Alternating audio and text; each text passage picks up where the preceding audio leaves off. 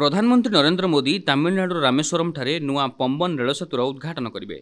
यह सेतु तमिलनाडु रामेश्वरम को भारतर मूल भूखंड सह जोड़िब। नूतन पंबन सेतु भारतर इंजीनियरिंग दक्षता और दूरदृष्टि संपन्न भित्तिभूमि विकास प्रतीक। पंबन सेतुर इतिहास 1914 मसीह आरंभ होता। ब्रिटिश इंजीनियर माने रामेश्वरम द्वीप को भारतर मूल भूखंड सह संजोग करने एक सेतु निर्माण करथिले।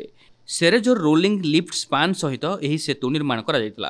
यह सेतु शताधिक वर्ष धरी पर्यटक श्रद्धालु एवं व्यवसाय वाणिज्य उद्देश्य यात्रा करुवा लोकमानंकु सहायक होइतिला।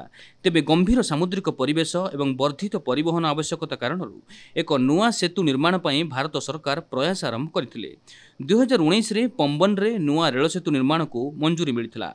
फल तमिलनाडुर पार्क स्ट्रेट रे भारतर प्रथम वर्टिकल लिफ्ट रेल सेतु निर्माण करा जायछि।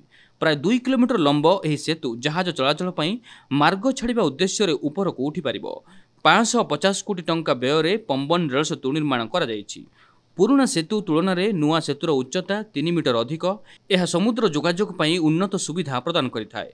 सेतुर दीर्घ स्थायित्व सुनिश्चित करबा लागि आधुनिक सामग्री एवं इंजीनियरिंग कौशल व्यवहार करा जायछि। एथिरे कलंकी विहीन इस्पात, उच्चमानर सुरक्षा रंग एवं संपूर्ण भाव वेल्डिंग होइतिबा जॉइंट को उपयोग करा जायछि। नुआ सेतुरे स्वतंत्र पॉली साइलेक्शन कोटिंग दिया जायछि, जहाँ कलंकी जनित क्षयरु सुरक्षा देव। गंभीर सामुद्रिक परिवेश रे सेतुर दीर्घ स्थायित्व वृद्धि पाइब। यह सेतु वर्धित परिवहन आवश्यकता पूरण करिब।